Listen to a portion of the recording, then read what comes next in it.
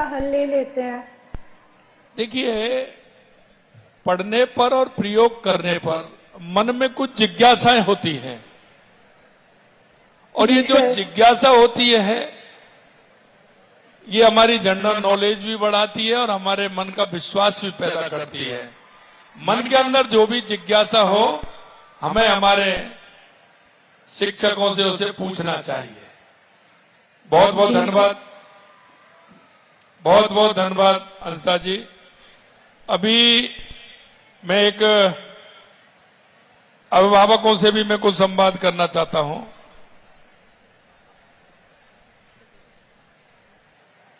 तो मैं अभिभावक बैठे हुए, मैं उनसे भी पूछूंगा, क्योंकि ये संवाद है, इसमें छात्र भी है, छात्र छात्रा, अभिभावक भी है और माता पिता भी हैं। ये हम सभी का,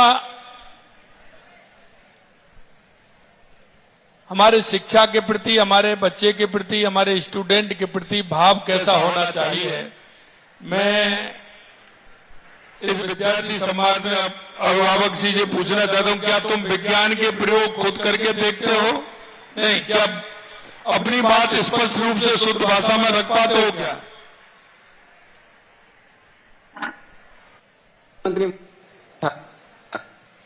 अभिभावक से पूछ रहा हूं मैं। मुख्यमंत्री महोदय को मेरा सादर नमस्कार। नमस्कार। और प्रखर राजस्थान, जो अपने राजस्थान सरकार शिक्षा विभाग ने जो चला रखा है, उसके माध्यम से बच्चों को बोलने में बहुत सरलता महसूस होती है और बोलने में वो अपनी और अधिक सुधार लेकर आए हैं। प्रखर राजस्थान जो आपका अभियान चला हुआ है, और हम आपके लिए आभार व्यक्त करते हैं कि आपने इतना अभियान बढ़िया चलाया है। देखिए अरुणेश तंवर जी, मैं आपसे एक बात मैं कहना चाहता हूं कि आपका बेटा या बेटी आपके पास, क्योंकि विद्यालय में तो 8 घंटे रहते हैं, बाकी 16 घंटे आपके पास रहते हैं। जी हाँ सर। कभी जब उनके मन में कोई जिज्ञासा आती है, प्रश्न पूछते हैं, तो आप उसको टालते हो या उसको का मार्गदर्शन करते हो? श्रीमान जी, मैं पेशे से शिक्षक हूं और इसलिए मेरा कर्तव्य भी बनता है कि मैं इसलिए मैं कहना चाहता हूं, आप दोनों भूमिका में हैं। आप अभिभावक भी हैं और शिक्षक भी हैं, इसीलिए मैंने आपसे ये प्रश्न किया है। बिल्कुल सर, उनकी जिज्ञासाओं को पूर्णतः शांत करने की कोशिश करते हैं। बहुत अच्छा।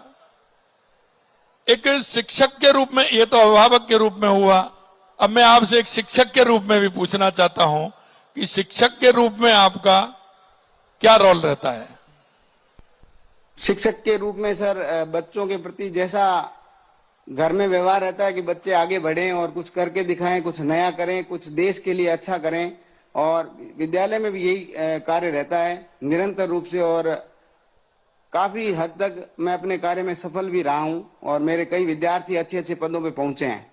बहुत अच्छा। देखिए, अभिव्यक्ति की शक्ति आत्मविश्वास जगाती है, और बच्चे को बोलने के मौके अगर हम देते हैं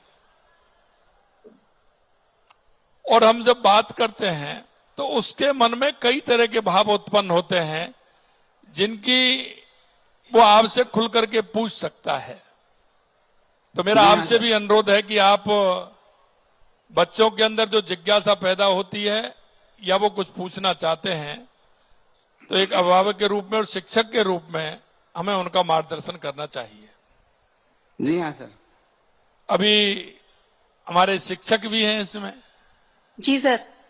मुख्यमंत्री महोदय को हार्दिक आभार, अभिनंदन सर। जी रेणु जी, बताइए। बीकानेर के उस्ता कला पूरी दुनिया में नाम रखती है।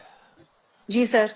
एक शिक्षक के नाते आप स्कूल में इस विरासत को बच्चों की पढ़ाई और उनके कैरियर से जोड़ते हैं क्या?